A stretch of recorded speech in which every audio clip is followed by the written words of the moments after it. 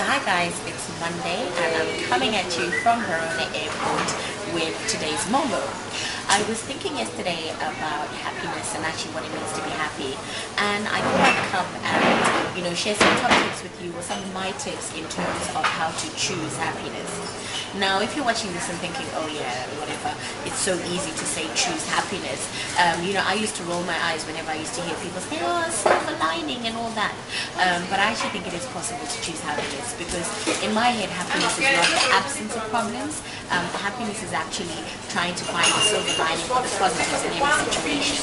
So even those people that we think are super happy, they still have issues, but obviously they just try and make the proverbial lemonade out of the lemons. So I'm here with my two friends, and I've asked them to get involved in the video. So we were just talking about what happiness means to them, and so I'm going to introduce a couple of people and see what they have to say about happiness. But stay tuned and let us know what you think at the end. Please don't forget to like, to comment, to subscribe, and also share with us what you do to make you feel yourself feel better, or what you do to find your happiness. See you in a sec. Hi T. Hey. So share with us what you think about choosing happy. Is it possible to choose happy? I think you can choose happiness. You know how they say misery loves company?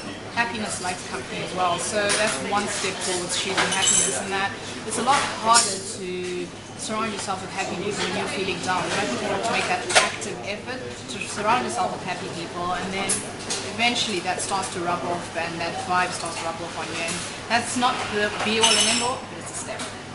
Thank you. I like it. Any other tips on choosing happy?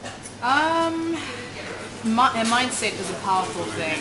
Do you know what? If you have to tell yourself you're happy until you start feeling happy, then do that. Let that be your mantra. I'm happy and I'm going to be happy. Perfect.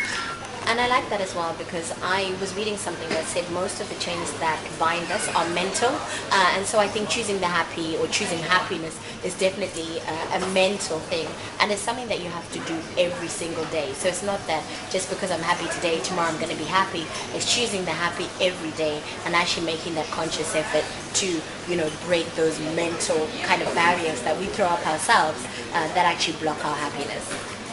Hi Rudo. Hello. How are you? I'm very well, thank you. So, I'm good, thank you. Is it possible to choose happy? I would say so. I would say sometimes it's not as easy, but I think it is possible to choose happy. For example, if you're in a situation, for example, in a really terrible job, and you know that this is not making me happy and this is actually making me miserable, you can make a conscious decision to get another job or make a really brash decision for your longer term happiness. So I think making appropriate decisions. So you were saying earlier about short-term discomfort for long-term happiness. So, taking yourself, I think you mentioned the comfort zone. Yes, I think sometimes it's good to take yourself out of your comfort zone, and sometimes it's good to challenge yourself. Then it gives you more confidence. I find that gives you a lot more confidence. For example, I gave myself a goal. I gave myself a 6-month goal to say I'll do a half marathon. And you did it. Half marathon, because I knew that was a challenge for me. So I trained, and I thought at the beginning of the year, I wouldn't be able to do it. I won't be able to do it. And I trained, and I was able to do it, and that made me quite happy, and it built up my confidence and made me a happier person.